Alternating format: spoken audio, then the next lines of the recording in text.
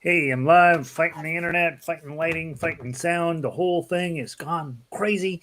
We're glad you're here. Glad I'm here. We're going to go post the link for today's lesson on the website, jollyrogerukulele.com. You probably already know about that site since you have found this recording. But if you have not found it, get over there by all means and let's get you started playing ukulele the right way. Edit this page. Got my sheet music here ready to roll. We're going to be doing Stephen Foster today. Stephen is one of those old school old school musicians that we study as part of history, not necessarily always because of greatness, but actually the one of the songs today we're going to play is actually great, and so I'm excited about that. Update. Okay, so that should get everybody in here. Let me just take a minute to make sure it's working. If you are finding the recording, we've been having a heck of a time with YouTube cooperating today for some reason, and not really YouTube, just the whole thing's been weird today. So as every day, what are we going to do? We're lucky to have all this stuff. So give me just a minute to get everybody loaded in here, and make sure this is all working the way it's supposed to, and it is. All right, and so there we go. So hopefully it sounds good. Hopefully the video is iffy, right? I'm in it, so we know it's going to be iffy, and we're going to be playing ukulele. Let's see. Vic is in from Eugene. Eugene has been having a heck of a late summer here with all sorts of fires and smoke and terrible air quality, and so we're glad she's made it in. Lynn is in from New Jersey. New Jersey is a magical place that we have that is the truth about it, and what the popular media says about it are very different. And so we're glad that Lynn is here representing. Let's see. Lanny is in. He's in Hawaii. It turns out Hawaii is everything that the media represents, except for that it's except for it's sad in some ways. No, it's a beautiful place. As long as you're as long as you're exactly like Lanny, it's a great place to be. Or really anybody. As long as you're visiting, it's great. Carol, Carol is here, uh, and she's representing Nathrop, Colorado, which you have to look up on a map. Little tiny town and up in the mountains here. Gary and Diane, they're in southern Washington. They've been getting to smell the smokes too. Lindy is in from the neighborhood. You're not as angelic as you were. I am less angelic. So those of you guys who weren't in the earlier class, I got some blackout curtains to deal with the fact that the sun is now blasting into this room, which is, of course, then creates a whole different set of problems in that the lighting now that I was using as natural lighting is now gone. But it's too much, so I can't use it anymore. Now I have to do all artificial lighting. Well, the room is painted yellow-ish, and so all the lights I brought in make me look yellow. So then I have to go in and start messing around with the camera to make me less yellow, which then makes me pink. So I've added in one light to kind of get it a little brighter, and then I'm going to add in another light. Hopefully tomorrow I'll bring one from the house and see if I can't get it. There's always something, you guys. It's always something. In any event, here we are. Manette is in Chicago. She's not really from Chicago, but she's hanging out in Chicago, helping out. And Chicago, what do we know about Chicago today? Chicago's a great place. That's all we know. Evelyn's in from Ecuador, another magical place on our planet. Kat is in. She's from Texarkana. They've been throwing one hurricane after another her direction. Glad you're here. Terry, friend from the Mile High City. We are the Nuggets, the Denver Nuggets, which is our basketball team here, beat the LA Lakers last night, rather convincingly, I will point out. They almost let it go. Toward the end of the game. I got to see the end of the game, but they pulled it out. So we're very excited to be Denverites today. Jack is in. Jack is in from Illinois. It's just south of Chicago, if I remember right, Jack. And The other interesting thing, you guys will have to let me know. These curtains, of course, are quite a bit heavier than the shears I had on here, so the sound is now much tighter in here. There's less echo, and so I don't know if that makes it better or worse from your perspective, but hopefully, I don't know. Hopefully, I sound okay. Let's see. That's right, representing NJ. Let's see. Hey, Rita, welcome in. Another Chicagoan. How exciting, Rita! Glad you made it in. Um, uh, what the heck? That's very exciting. All of Chicago is now playing ukulele. They decided they'd stop being gangsters running around with what are those machine guns they have in all the movies? Instead of doing that in Chicago, they're going to do ukulele. That's a better choice. Oh yeah, Eugene is going to get so much rain, and then of course it's going to land on all that place where they had fires. Terrible. LG in from British Columbia. Delighted you have getting the rains up there. You guys, that's what you're known for up in the Northwest is rain. Pauline is here. She's from local. She's from San Francisco. They got in on the smoke of this earlier. Fran in from Southern Cal. Sandy in from Northern Michigan. Elizabeth in from Northern Colorado. Judy in from Conifer, where you can see it's on the hill over here. Marianne, Lansing, Michigan. The Michiganders are showing up. Bridge is in from Florida. 12 miles due north of O'Hare. Oh, you're north of O'Hare. Okay, Jack. I had in my head you were just south. And Linda is in from beautiful Northern California. She just had some medical stuff done, and so she's getting in the recovery mode. And so that's what we're going to do today. All right, way late getting started, aren't I? All right, let's go. We're going to do Camptown Races first because it's stupid, and then we're going to do Hard Times Come No More. Okay, so let's go to Camptown Races first. Camptown Races, please. As I mentioned yesterday, Stephen Foster is one of America's most important composers for that particular time period. He wrote some songs that are actually going to be timeless classics. And then he wrote a whole bunch of stuff that's super complicated from a modern eyeball. And so just know that we are working on it from a melodic and musical exploration, and the lyrics are problematic at best, and the history of these is extreme music. It doesn't mean that we shouldn't be doing the music. Just know there's more to be discussed about Stephen Foster as a composer and that time period in American music than simply just playing the music. But that's what we're going to do. We're just going to play the music because it's way too, it's fun. It's fun stuff from a ukulele perspective, and that's all we care about. Okay, so as we go through this, Camptown ladies sing this song, doo-da, doo-da. Camptown track says 5 miles long, oh da doo-da day. Gonna run all night, gonna run all day. I bet my money on the bobtail nag. Somebody bet on the bay. And so that's the whole song. That's it. That's all there is to it. There's 200 verses of it, I think. The bottom line with the story in the song is there's a race and it's all chaotic. And the race, it's a 5 mile track and you got to go around twice. Okay, so that's 10 miles. They don't have races that long anymore because it kills the horses. But the guy goes down, puts his money down on the bobtail nag. All chaos breaks loose during this race. In the end, the bobtail nag wins. He gets a pocket full of money, gets to come on home. That's the story. Okay, let's leave it at that. Let's see. Who else just peeked in here? Patty. Hey, Patty. Patty's in. Patty's a local. Now, let's talk about your chords. You got a G chord, index, middle, ring. Okay, and we have a lot of times. I think G is a very happy key in ukulele because you got a G string right up here, right? It just has a happy chord. Da da da da da da dun dun dun dun dun. Right? It just makes me remind me of the race in the Reavers. Oh yeah, right. So yeah, there's a lot. I think horse racing done well is an awesome thing. The problem is there's a lot of horse racing that's not done well. And again, put it to the side. We'll focus in on the melody. Don't put it aside forever, just for the next 45 minutes. G chord. Next chord, C chord.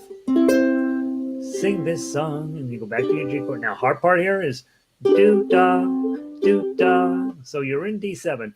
My thought is you can probably also just get away with playing the D7. Do da, do da, do da, do da. Camptown Races, sing this song. Do da, do da. You can probably just play the D7. If you do them both, it's better. Do da, do da. It's fun. Okay. Okay,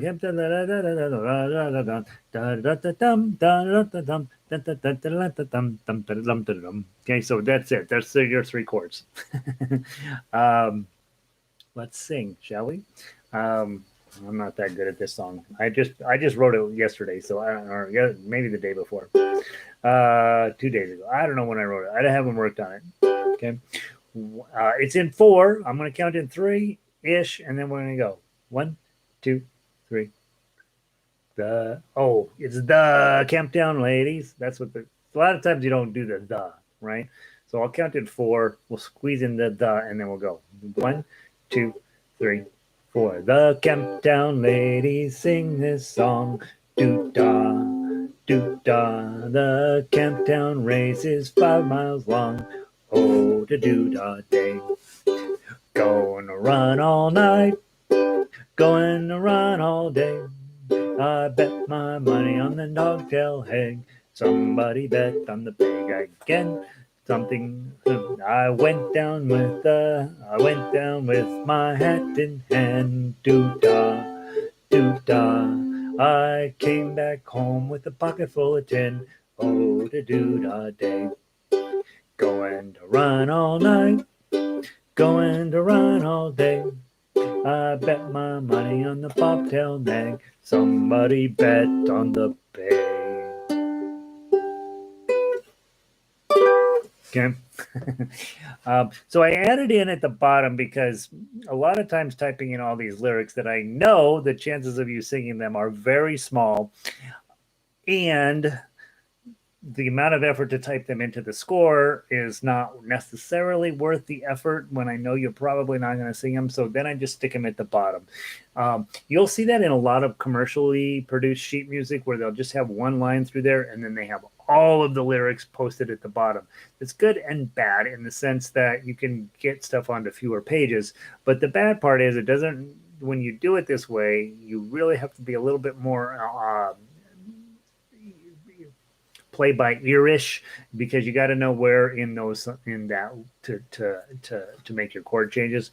The long tail filly and the big black horse, doo da doo da. So I missed the C chord in there. The long tail filly and the big black horse. Yeah, so it's big. So you could, if you decided, yep, I'm going to do this song, this is an important song in my life, you could go in and write in your chords if you wanted to. But we don't really do a ton with chords in this group. We are really focused in on the instrumental side of things.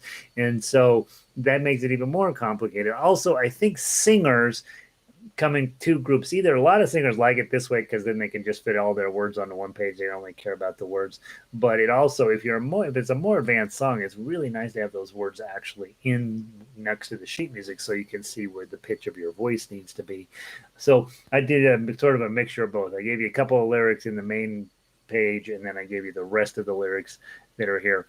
And again, these are sanitized lyrics. These are not the original lyrics. And there's that.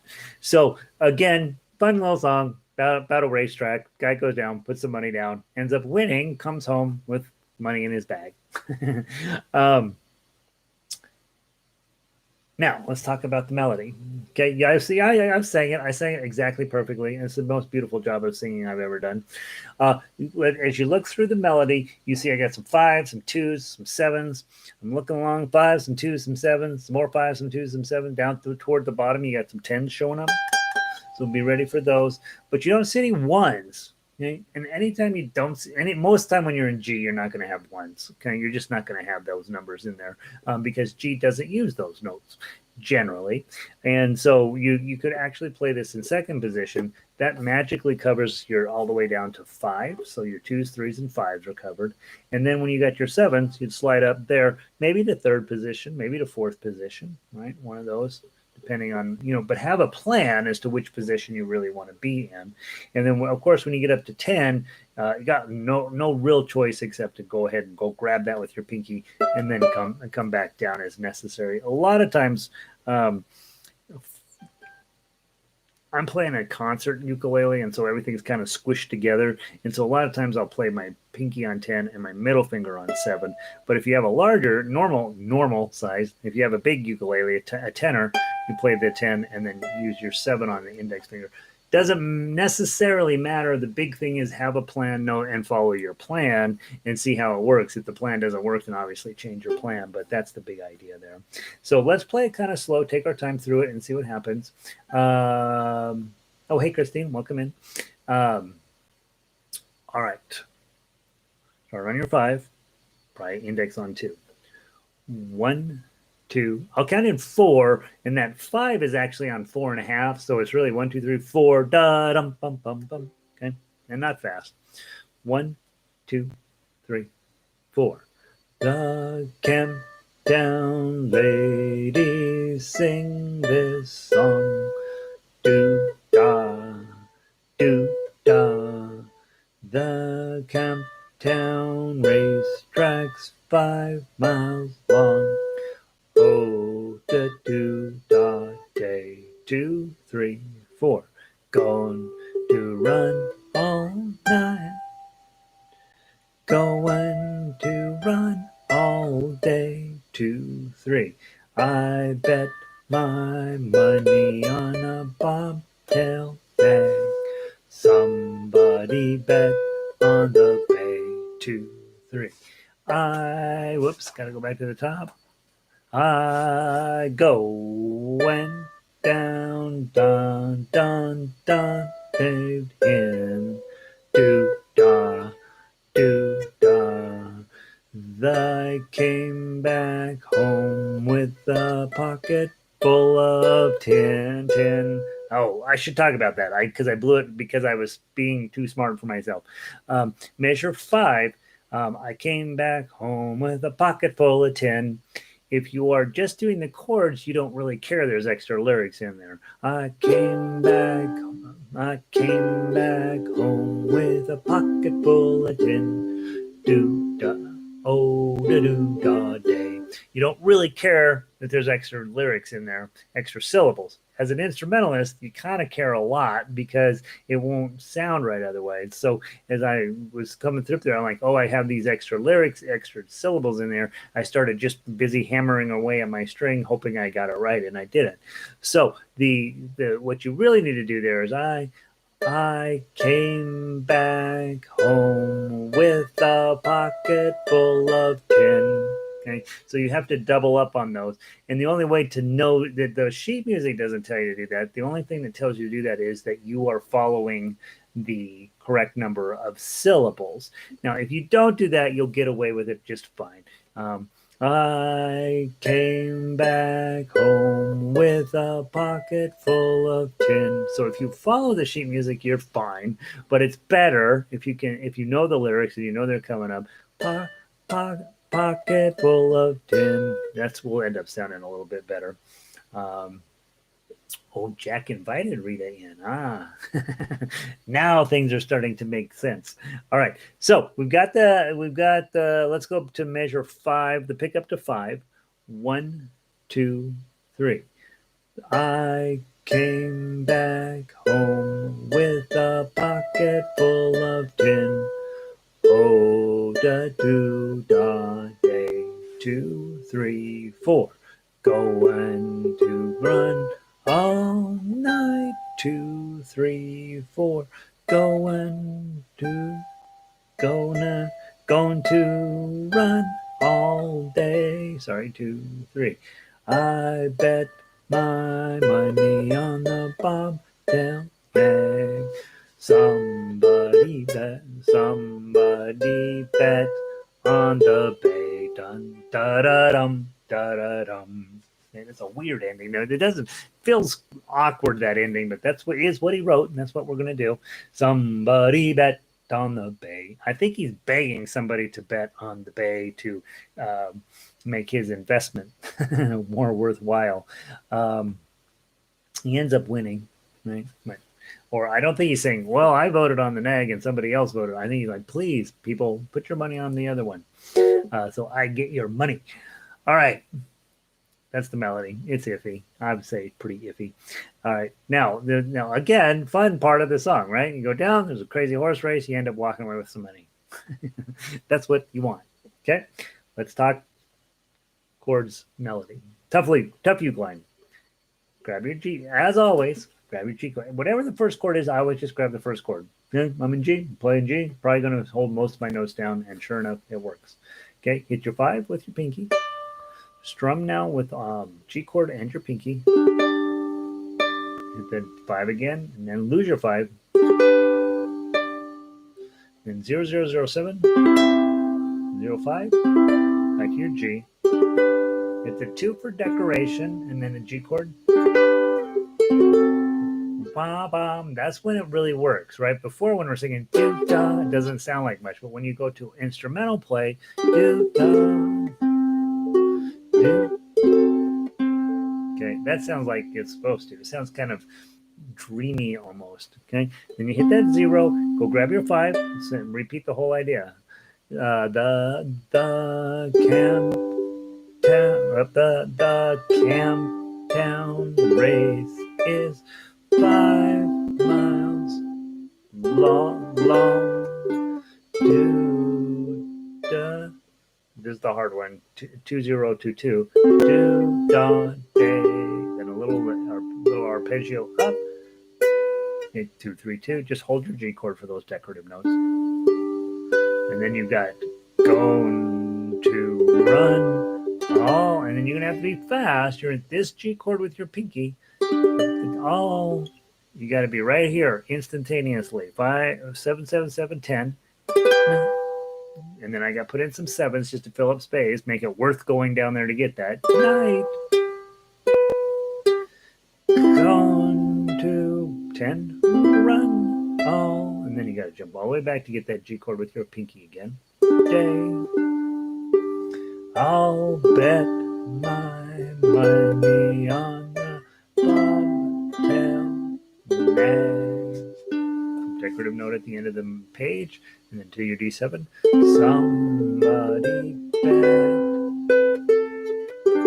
Okay, so that whole little section there, I'm just using my ring finger for.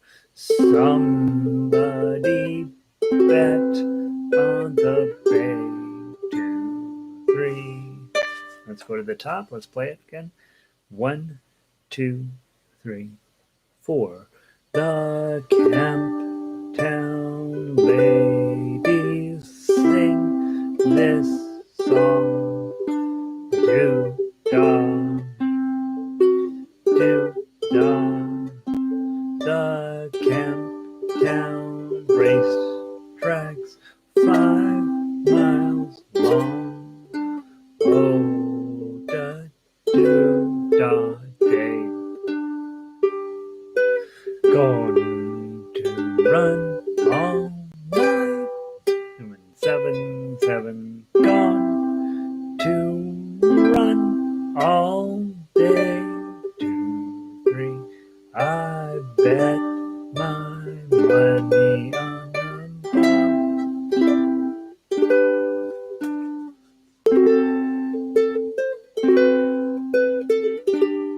into the ending.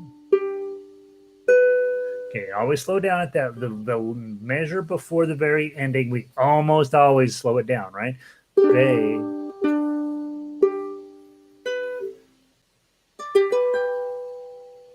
So we're taking what's a fun song dun, dun, dun, dun, dun, and slowing it down, turning it into a thing, right? And so what we want to do, I think, is depending on the situation, you would play this in different methods. Okay, so if you're playing with some friends and you're like, oh, let's go sing Camptown Races.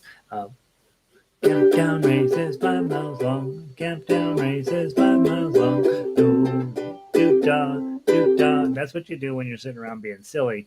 When you get into an orchestral situation, somebody can still play those chords at that speed, and your job is just to knock that melody out. This is a rather complicated melody. It's sort of all over the place. based on the general simplicity of the tune, I think, and so it's definitely a challenge on this instrument. I did arrange it on G. A lot of times when you arrange in G, you're going to end up with a lot of stuff on string one, and the idea is that you'll then be able to get a little bit more chord underneath it. And so that's our basic idea, is that, hey, if we're going to play in G, we're probably really trying to get more chord into there to give it a little more depth of sound overall. And I don't range in G a lot. Most of the time I'll go with F because I can get quite a bit of depth of sound and I don't end up quite as far up the neck that way. Usually. It depends on the song a little bit. But G is also, because it's happy and it's fun as a chord and as a key, it tends to lend itself toward these kind of comic songs a little bit better. And then, of course, Tough Uke always ends up sounding like you're singing some sort of dirge from the 17th century, and which is fine. How are we doing on time? All right, let's play it one time, top to bottom. You pick your method. If you want to do chords, do your chords. If you want to do melody, do your melody. I'm going to play the Tough Uke, and I'm going to make a lot of mistakes, and I'm going to get it as close as I can, and you should do the same. Okay? Not fast. 1, 2, 3, 4.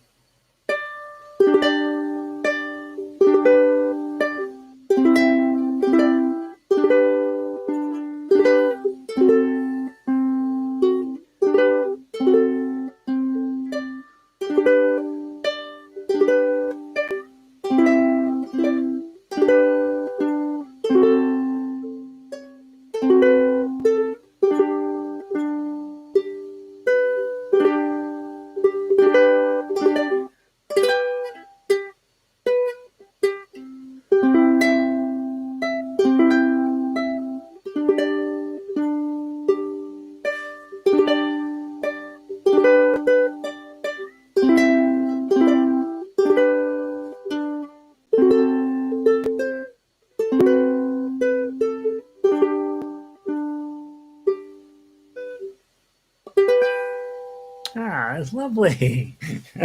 I get all this attitude about these songs sometimes. I will tell you tomorrow, speaking of attitude, tomorrow we do Oh Susanna. I will tell you three things. Number one, I will be bringing a banjo-lele in. You're gonna have strong opinions about how that's gonna go. Second thing, Oh Susanna, I don't know how many hours I spent on it yesterday. I'm so sick of Oh Susanna, I gotta be honest with you. And three is it's of all of the songs we'll play ever, probably that's the one with the biggest challenge on the backstory. So anyway, you get Banjo-Lele and Oh Susanna tomorrow. We only like Oh Susanna because it says we're to have a banjo on our knee, right? That's the reason we like it. All right, there you go. There's Camptown Races. Steel yourself for the arrival of the Banjo-Lele tomorrow. And then let's finish up today with Hard Times Come Again No More. Again, I had a kind of an attitude problem approaching this song until I went to YouTube. I'm like, I don't think I even know this song. And there's Bruce Springsteen knocking it out, whole band up and on the front line. You look like an encore of some sort, and it was awesome. And then I saw, oh, look at there, Arlo Guthrie just put up a brand new video of this one, so you might go look at that. I'm not a huge Arlo Guthrie fan, but I can see the appeal.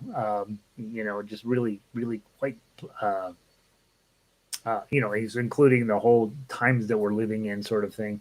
And so if you are an Arlo Guthrie fan, you got a new video that he just put out. And then if Bruce Springsteen does it, you have to say it's okay, right? What should we say about this one? So first of all, you've got a G7, or I'm sorry, G chord on measure 1. Okay. And then what's cool about this is that on the intro, it goes to a G7 first, who knows why, and then to a C, and then to a D, G, D. Okay. And that DGD there at measure 3 ends up sounding really nice. Like it's a really good idea. That's what's going on there. And so if you're not an instrumentalist, you don't care about any of that. You're looking down at measure 5 to get started with your singing. And but the nice part about this is you can be both, right? You can sing and you can play this, and you should play this and you should stop singing, is what I think. But that's just me. Now, let's just talk about this little intro section here a little bit. One of the things that sometimes I do, just because I think it's fascinating to see what it looks like, is I take the tough uke, and I just drop it up onto the chords and lyrics line, because I get a few of you guys that say, hey, yeah, I definitely am a standard notation reader. I want to get practicing on that. I want to get started. And when all of my tablature is set up with the intention of it being low G, and it has to do with copying and pasting. So my ukulele line is always set up as low G, even though you may not necessarily see it that way. And it doesn't matter whether you play high G or low G when you're playing my tabs. But in this case, when I took that and drug it up there, you can see how those chords lay in there a little more clearly on the standard notation line. You're actually playing all of that music when you play the tablature. It's really quite beautiful on some level. The key, of course, is that classical guitarists, who are really the only ones who continue to read standard notation on fretted instruments, they get where they can recognize all those vertical dots very quickly. Just like when you took piano lessons, if you took them, remember in the beginning, boy, you got to chord, every chord, you're like, all right, C, E, G, okay, clonk. And then, of course, they gave you a completely different set of notes on the bass, your bass clef versus your treble clef, and it's just, God, why couldn't they just have had two ledger lines in the middle and then they both would have been the same? But no, that's not how it's done. And so it's an elitism thing. They want to try to get dumb people out. And so those are all of the notes you're really playing. And if you're playing high G, you're just not playing the very bottom notes along there, the ones that drop below the middle C. But you got a lot of music in there, and it looks very cool when you do it that way. Now, and I also, if you're not singing, I like to put the chords in up there in case a piano player happens by and they want to give you a nice intro. Okay.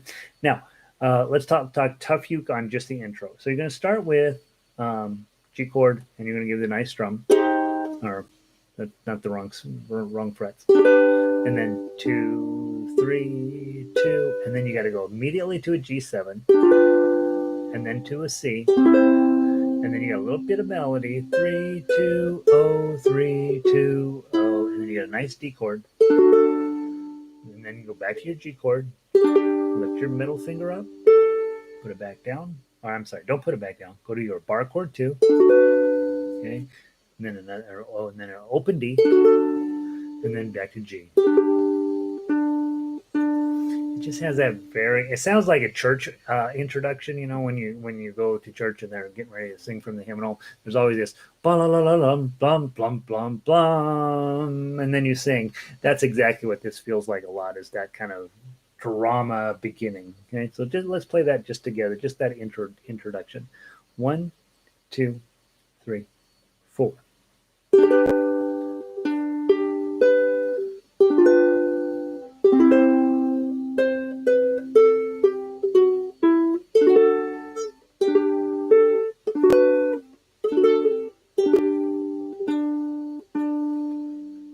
That's what you're supposed to do at the beginning. As much drama as you can put into it, as much as, oh my God, I'm about to sing a song kind of drama goes into that. That's what you're trying to do there.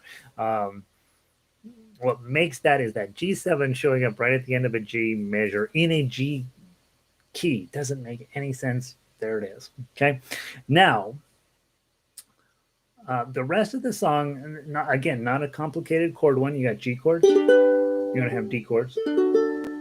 Your C chords, oddly, very rarely are actually C chords. Or most of the time, you're going to be way up here on 7. I think that maybe they're all up there. Okay, so when you have that as an arranger, this is your C chord, but your melody's on E up here. It's still a C chord. It's just a weird C chord. Usually, I just keep these all open. You could put an actual C chord, a bar on 7 and an F sharp. to do that. Usually sounds too wonky there, so you rarely put those in, but that's what's going on with your C chords. Or I think every last one of them, if I remember right, is way up the neck. And so I just put in all those open strings, easy to play, and still sounds pretty awesome. And then, yeah, and so that's all your chords. That's it. G and a chord, G, D, and C. Okay, so the chord structure is not complicated. This is also why folk music people like this kind of stuff. Okay, they don't use sheet music, they use their ears. Got to keep it simple, and that's the thing. And you'll meet some folk music players who are really, really fine musicians and they don't use sheet music. But just pay attention to their music. It's usually highly predictable chord structures because they're actually going off of just the feeling of a song. They're going to know what's coming up. They're really good at getting their chord on and then creating something out of it.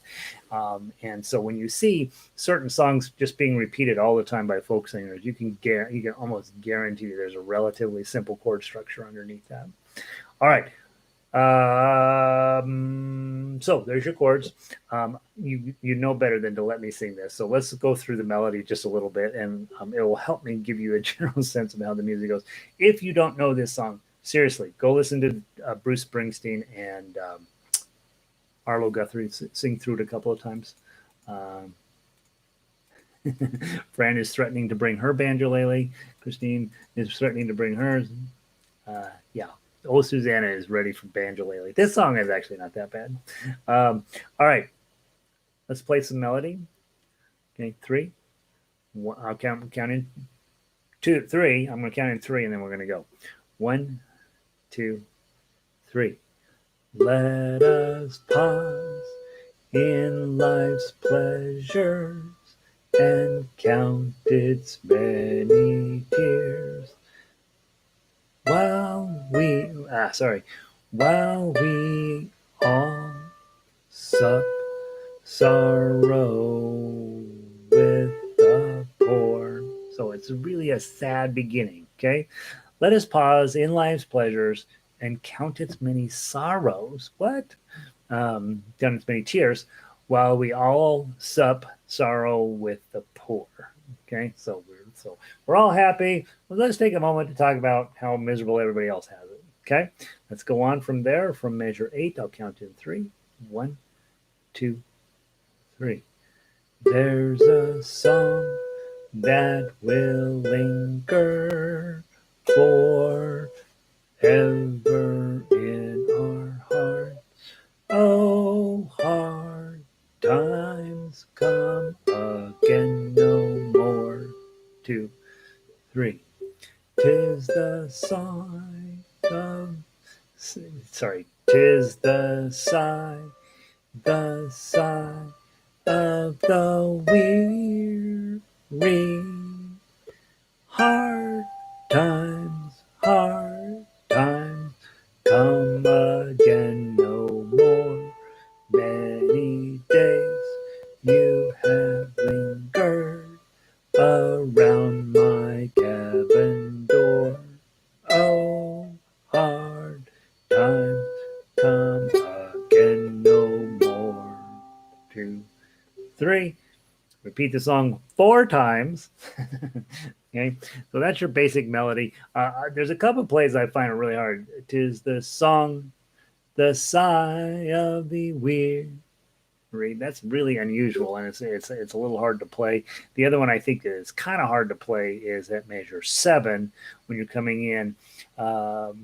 Midlife's pleasures, count its many tears, while we all sup sorrow with the poor. I mean, it's interesting. It's not. It's a little different than what we'd usually expect on that. Let's talk very briefly about the ending. The ending is all the same stuff as you've been playing all the way through. And you'll see that when we get to the tuffy particularly. But when we get to the ending at measure 23, he brings in the same exact intro as the ending, as the beginning. So the intro and the outro are the same. And so that's kind of nice. The only difference is that you put the G chord on at the end. Okay. All right. Let's talk tough uke. And then, gosh, time just got away on me today.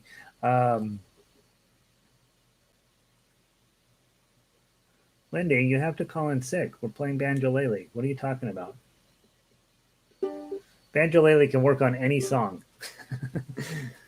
If you want the song to sound not so good. All right. I didn't say that. Let's talk tough uke. Okay. You got your three. Go to measure the pickup to 5. Get the 3-0.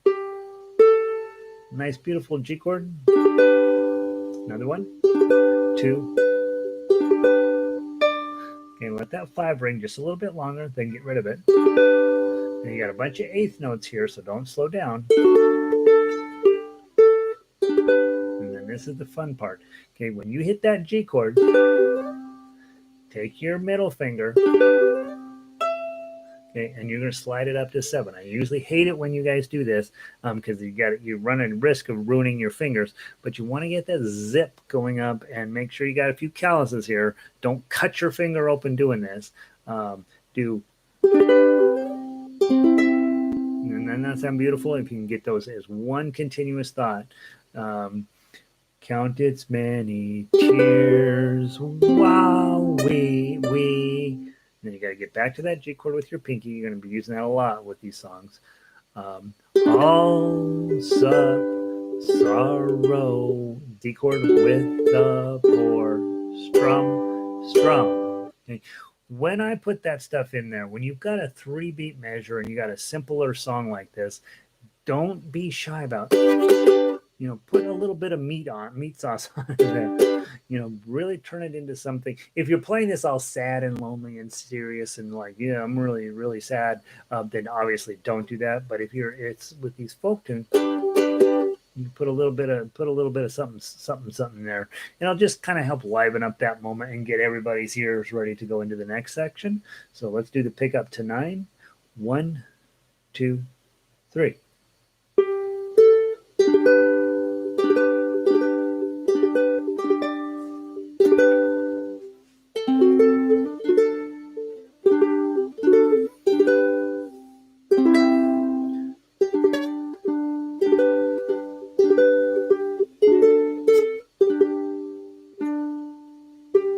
Okay, let's stop very quickly there. I put in some decorative notes in measure 11 that you don't have to play. Those little the chordal notes there on the 2 2s. You don't have to play those, but it sounds kind of cool if you do. Hard time come again no more. Okay, so they're in there for decoration. If you can grab them, that's great. If you don't grab them, you won't miss anything. Then pick up to 13, 2, 3, and this is where it gets super sad. Okay, G chord with your 5. And that's really important. That 4 is probably what makes the song for me.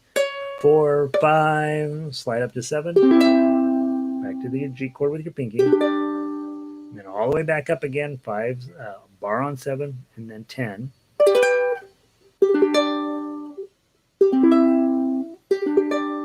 Hardest part of the song there. The 4 leads you like, oh, there's a 4. How exciting. I put the 4 in. It said that's that C sharp, by the way. Just that sounds so cool. Very churchy sounding. Da-dum. And then you go to that really pretty, like you're all over the place in measure 15. So get it as dum, dum, dum, dum.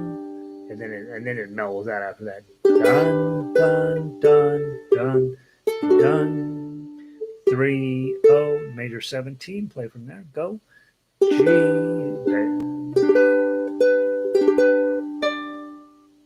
D chorded 18. 3, 0, G.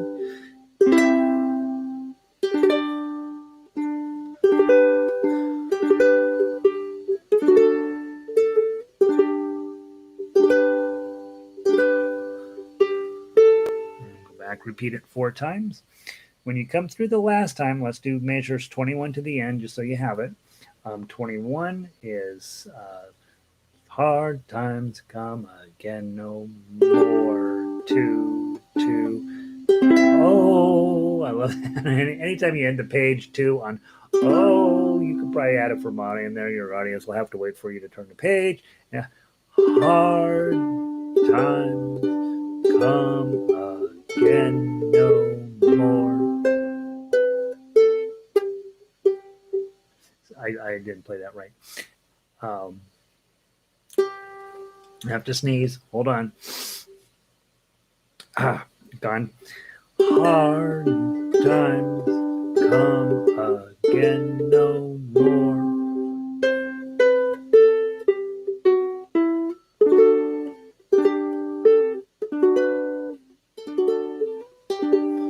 Two, three, four. Okay, so that's how you're going to finish it up. Again, lots of drama in that last little bit. The more of the chording that you can get in there, and frankly, there you can even slow it down a lot to just get as much of that. Okay, I just played this song for real. All right, let's play it through just top to bottom.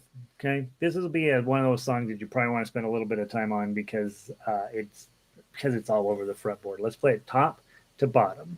Okay, ignoring all repeats. When you get to the bottom, you will skip measure 20 and go like it's the fourth time through, but from the top. Okay, and I set it at 80. That's probably even fast. Okay, you can play it as slow as you want. 1, 2, 3, 4.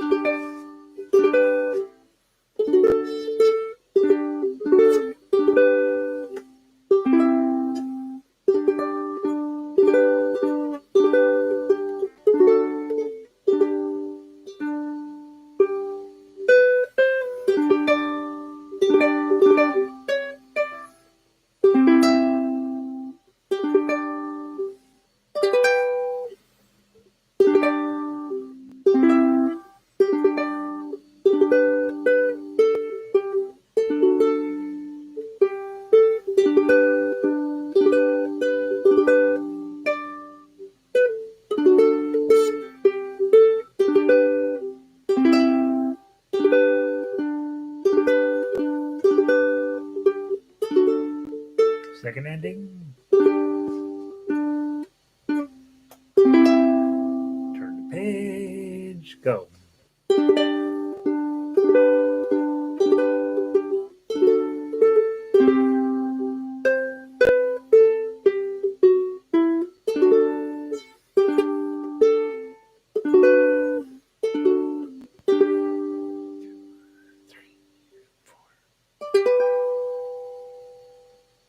Okay. The message behind the song is actually pretty nice. It's really like if you take time to read the lyrics, it's actually a pretty. Yeah, it's sad, and it's like, hey, we're all doing great. We're all happy and gay, but let's take a minute to remember those guys that are not doing so well. And so, um, decent song for our times. I think that's why Arlo Guthrie did it, probably, right? And so, again, not terribly hard from a tough perspective in terms of what you have to do. All of those chords fit in there pretty cleanly underneath the melody. The problem with it is you're down here, then you're up here, then you're down here, then you're up here, down here. So that's a good opportunity for us to practice being on all those different places. So there you go. I think that while it's much different than Beautiful Dreamer and Genie with the Light Brown Hair, it sort of fits into this reason we would study him. Pretty nice little piece of music there, and deceptively simple. And you'll find that in a lot of his music where it feels very much like the standard issue stuff, but the words and the depth of thought and the surprise chords and stuff that he'll drop in, is actually quite pleasant to study. So hopefully that's making some sense. Again, if you don't know the song, and I did not know this song prior to starting this 2 days ago, I kind of fell in love with it over the time. So go take a little bit of time to listen to it on YouTube. There's a banjo group that does it, and you're like, yeah, that's how it's supposed to go. So there's that. If you do have a banjo lately, bring it tomorrow, because we're gonna tackle O Susanna, and then that'll also give you an opportunity to try all those other Stephen Foster songs. For some reason, he really is known as the banjo guy. I don't even think he owned a banjo. He might have. It's possible that banjo did exist then. But yeah, he almost certainly wrote on piano. So, but somehow all of his songs sound pretty good on a banjo. So I don't know enough about Stephen Foster. Maybe he wrote on a banjo. That's it. Okay, that's what I know. There's your ukulele for the day. And again, bring your banjo if you have one. And banjo lele. Don't bring a real banjo because it won't work. But banjo lele will work great if you have one. And if you don't, good for you. Banjo Lele. Who are you? Crazy? Banjo Lele, good morning, any song, Lindy. Lindy's super sad. She'll be out tomorrow. Have fun, Lindy. Go teach the go explain things to them. Make them know what you're doing. Marianne, love this song. Thanks for doing it. Marianne, I'm glad you like it. I actually started this song. I'm like, why are these guys like this song? By the time I had finally got it put all together, I'm like, I see why they like it. I like it too. Camptown Races, but it's one of his famous ones. So, Lindy, has always been good to be here. Good to have you, Lindy. Good to see you guys. Hopefully, this gives you a chance to escape for 5 minutes during your day. Evelyn, muchas gracias. I'll see you a little later. Linda, yeah, who knew? But it's really, really quite clear that the folk music people know it. There's a whole bunch of video versions of relatively famous people who've done it. So. James Taylor did it. There you go. See? If James Taylor did it, it's officially okay. Pauline, good to see you. Lanny, mahalo to you. Terry, banjo lele in the house. I can just see everybody getting their banjos down tonight, tuning them up. We'll talk what banjo leles are, why you want to have one, why you might not want to have one, all that tomorrow. Sandy, I'll see you tomorrow. Elizabeth, lots of fun. So good to have you back, Elizabeth. I hope your head's getting back into your brain's getting back into its head. Manette, it's good to see you. Linda, see you in a few minutes. Oh yeah, baritone ukuleles next. We're working on Simple Gifts. Come listen in. I love the song too. I think that Linda. Well, Linda Ronstadt did one. We'll see. How did I miss it? I don't know. Crazy. All right, guys, I'm going to pull the plug. Have a wonderful day. I'll see some of you later today in baritone and guitar, and the rest of you I will see some point tomorrow. Have a great night.